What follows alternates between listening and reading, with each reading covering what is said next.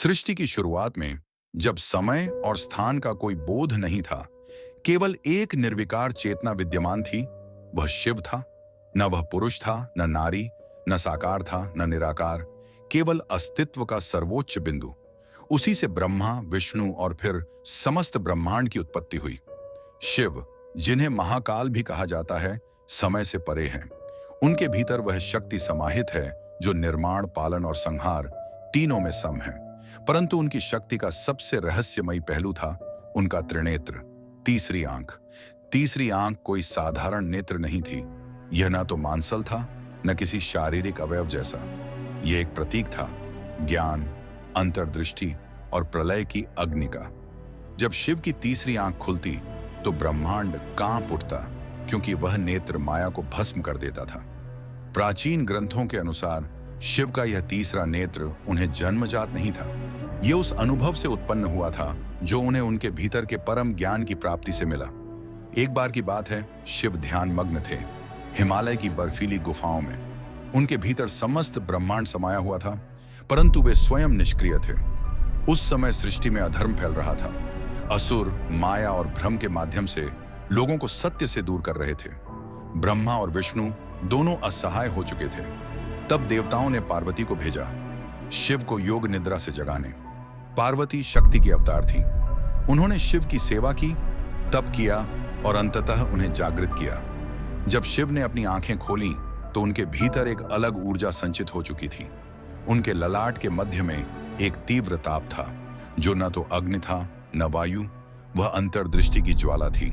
वही ऊर्जा धीरे धीरे एक प्रकाश पुंज में परिवर्तित हुई और समय के साथ वह त्रिनेत्र बना, जो केवल आवश्यकता पड़ने पर खुलता।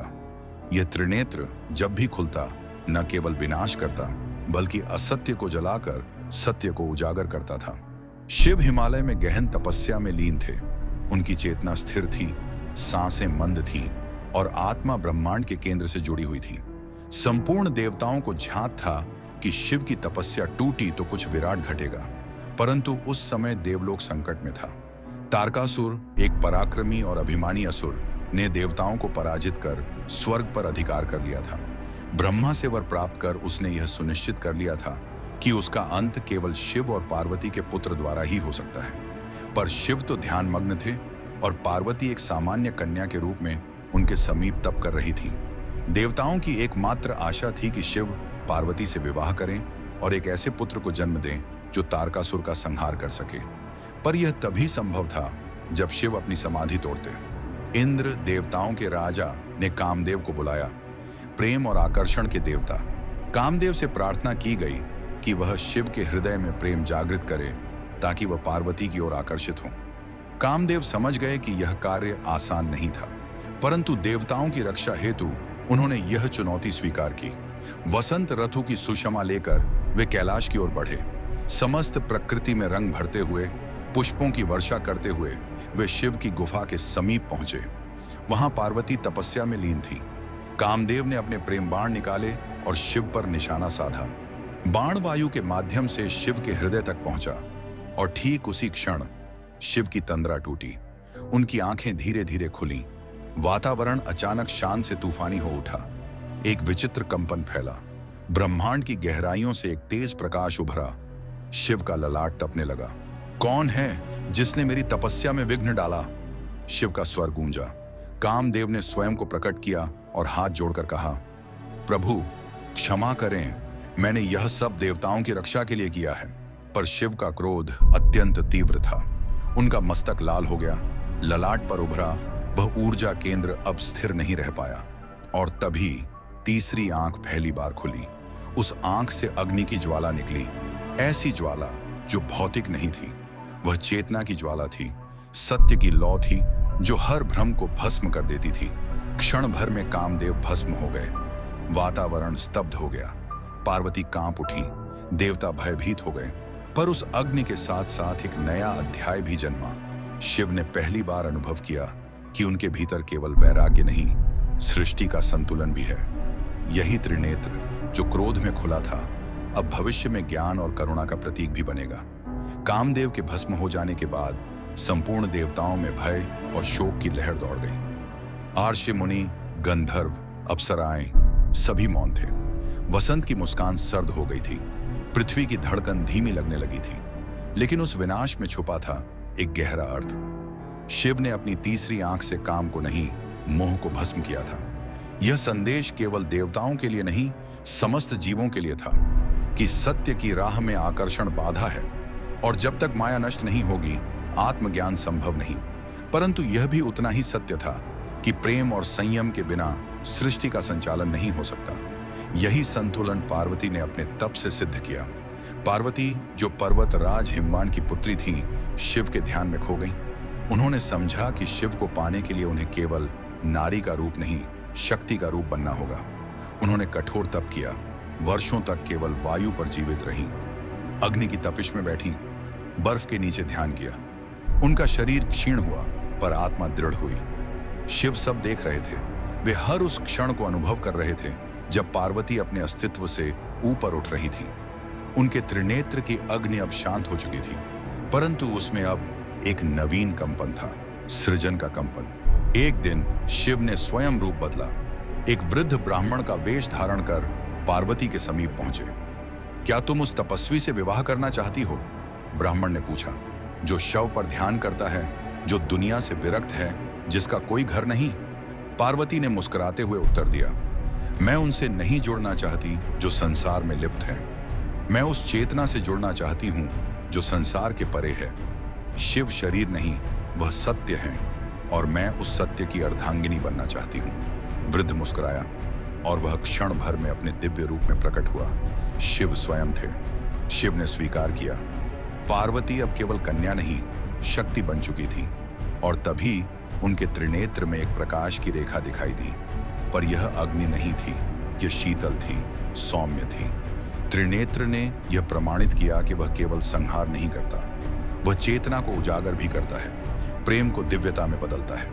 उस दिन त्रिनेत्र की भूमिका सृजन के पथ पर आरंभ हुई। शिव और पार्वती का विवाह केवल दो आत्माओं का मिलन नहीं था, वह सृष्टि के संतुलन का पुनर्स्थापन था। हिमालय की गुफाओं से लेकर कैलाश की चोटियों तक ब्रह्मांड की प्रत्येक चेतना ने उस दिव्य युग्म का स्वागत किया। देवताओं ने उत्सव मनाया, इराशियों ने स्तुतियां गाईं और प्रकृति ने स्वयं को सौंदर्य से भर दिया। पर इस शुभ विवाह के साथ ही प्रारंभ हुआ एक नया अध्याय, अहंकार और परीक्षण का। शिव अब गृहस्थ जीवन में प्रवेश कर चुके थे, परंतु उनकी सहजता और विरक्ति बनी रही। वे न तो वैभव चाहते थे, न सम्मान। उनके लिए संसार एक लीला मात्र था। लेकिन देवताओं और ऋषियों में कई ऐसे थे जिनकी दृष्टि केवल बाह्य आडंबर पर थी। उन्होंने शिव के वेश, उनके गणों और उनके विचित्र व्यवहार पर प्रश्न उठाने शुरू कर दिए। एक बार की बात है, भृगु आशी ने शिव का अपमान करते हुए कहा, कैसे कोई पुरुष स्वयं को ईश्वर कह सकता है जबकि वह शव पर बैठता है, भूतों के साथ नृत्य करता है और सर्पों को आभूषण की तरह धारण करता है। पार्वती के सामने यह असहनीय था। उन्होंने शिव से कहा, स्वामी, क्या अब समय नहीं आया कि संसार को यह झांत हो कि आप कौन हैं? लोग आपके प्रेम और ज्ञान को आपकी विनम्रता का संकेत समझते हैं। शिव मौन रहे, पर उनके ललाट पर एक कंपन स्पष्ट हो गया। कैलाश पर एक विशेष सभा रखी गई, सभी देवताओं, अर्षियों और लोकपालों की उपस्थिति में। वहां शिव अपने सामान्य रूप में उपस्थित हुए, भस्म लिप्त, जटा जूटधारी, नागों से सजे हुए। सभा में भृगु, वशिष्ठ, नारद जैसे आर्षि भी थे। विष्णु और ब्रह्मा भी उपस्थित थे। भृगु ने फिर से प्रश्न किया, यदि आप ईश्वर हैं तो प्रमाण दीजिए। हमें केवल वाणी नहीं, दर्शन चाहिए। दिखाइए अपना सत्य स्वरूप। शिव अब भी शांत थे, परंतु सभा के मध्य उनकी दोनों आंखें धीरे धीरे बंद हो गईं और उनके ललाट का मध्य भाग तपने लगा। तीसरी आंख खुलने को थी, पर यह कोई क्रोध नहीं था, यह दिव्यता का प्रकटीकरण था। जैसे ही त्रिनेत्र खुला, वहां उपस्थित प्रत्येक व्यक्ति की भीतरी दृष्टि जागृत हुई। वे अपने पिछले जन्मों को देखने लगे, अपनी आत्मा के स्वरूप को जानने लगे। उन्हें झांत हुआ कि शिव कोई व्यक्ति नहीं, चेतना का प्रवाह है। भृगु अपने घमंड में तड़प उठे। उन्होंने अपनी आंखें बंद कर लीं, पर उनके भीतर का अज्ञान अब जलने लगा था। यह तीसरी आंख की ज्ञानाग्नि थी, जो बाहर कुछ नहीं पर भीतर का भ्रम जला देती है। सभा के अंत में शिव ने कहा, त्रिनेत्र क्रोध नहीं, चेतावनी है। जब भी तुम भूलोगे कि तुम स्वयं ब्रह्म स्वरूप हो, मैं तुम्हें तुम्हारा सत्य दिखाने आऊंगा। सभा मौन हो गई। अब किसी को प्रश्न नहीं था।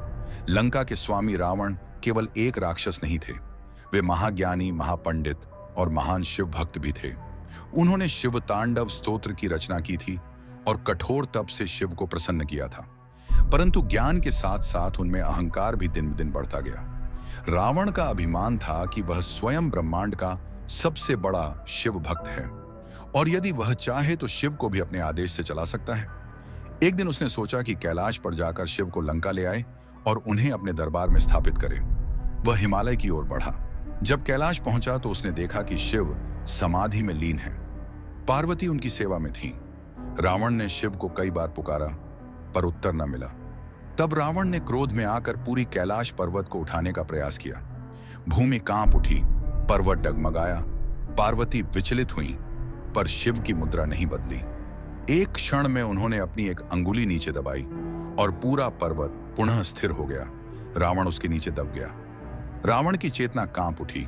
अब उसके सारे ज्ञान, शक्ति और मंत्र व्यर्थ लगने लगे। वह अपनी भूल को समझ गया कि भक्ति में अहंकार सबसे बड़ा दोष है। उसने पर्वत के नीचे से ही शिव की स्तुति शुरू की। शिव तांडव स्तोत्रम की अमर पंक्तियां उसी क्षण गूंजी। उसकी आत्मा की पुकार शिव तक पहुंची। शिव ने अपनी आंखें खोली। त्रिनेत्र अब खुला नहीं, पर उसकी आभा प्रकट हुई। यह वह तीसरी आंख थी जो अहंकार को दंड नहीं, परिवर्तन देती है। शिव प्रकट हुए। उन्होंने रावण को देखा और कहा, तेरा ज्ञान महान है, परंतु जब तक उसमें नम्रता नहीं, वह केवल ज्वाला है। भक्ति वही पूर्ण है जहां भेद मिटता है। रावण ने क्षमा मांगी। शिव ने उसे एक दिव्य खड्ग दी, चंद्रहास और आशीर्वाद दिया कि जब भी वह अपने अहंकार को त्यागेगा, वह शिव की कृपा में रहेगा। त्रिनेत्र ने उस दिन करुणा का रूप लिया।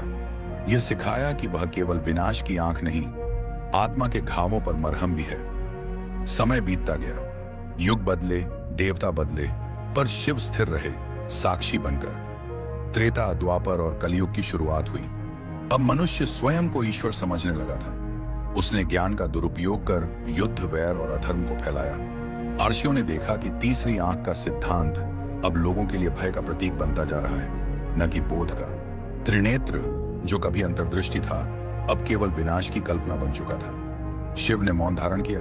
उन्होंने कैलाश की ऊंचाई पर जाकर एकांत ले लिया। उन्होंने त्रिनेत्र की ज्वाला को भीतर खींच लिया और संकल्प किया कि अब तीसरी आंख तभी खुलेगी जब सत्य स्वयं खतरे में हो। शिव ने कहा, जब लोग भ्रम और माया से ऊपर उठेंगे, जब वे त्रिनेत्र को एक ज्योति की तरह देखेंगे, तभी यह पुनः खुलेगा, ज्ञान के रूप में। पार्वती ने पूछा, स्वामी, क्या तब तक लोग अंधेरे में रहेंगे?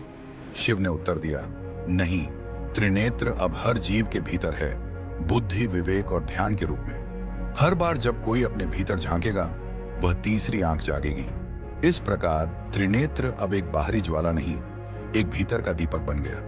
त्रिनेत्रधारी का रहस्य यही है कि शिव की तीसरी आंख कोई रहस्य नहीं, बल्कि हर मानव की चेतना का केंद्र है। जब तुम सत्य को देखना चाहो, जब तुम भ्रम से बाहर आओ, शिव की तीसरी आंख तुम्हारे भीतर खुल जाती है और तभी विनाश नहीं, ज्ञान होता है।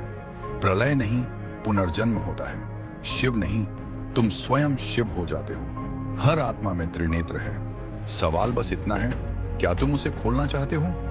तो साथियों, यही था त्रिनेत्रधारी का रहस्य, एक यात्रा जो हमें केवल शिव की तीसरी आंख की शक्ति नहीं, बल्कि हमारे भीतर छुपे दिव्य प्रकाश का भी बोध कराती है। त्रिनेत्र कोई चमत्कार नहीं, बल्कि एक आंतरिक जागरण है। जब हम मोह, भय और भ्रम को त्याग कर सत्य को देखना सीखते हैं, तभी यह तीसरी आंख हमारे भीतर खुलती है। यही शिव का संदेश है। विनाश के बाद सृजन होता है और अंधकार के बाद प्रकाश। अगर आपको यह कथा पसंद आई हो तो गुरु विचार चैनल को जरूर सब्सक्राइब करें, बेल आइकन दबाएं और इस वीडियो को शेयर करें ताकि यह ज्ञान औरों तक भी पहुंचे। जय शिव शंकर। हर हर महादेव।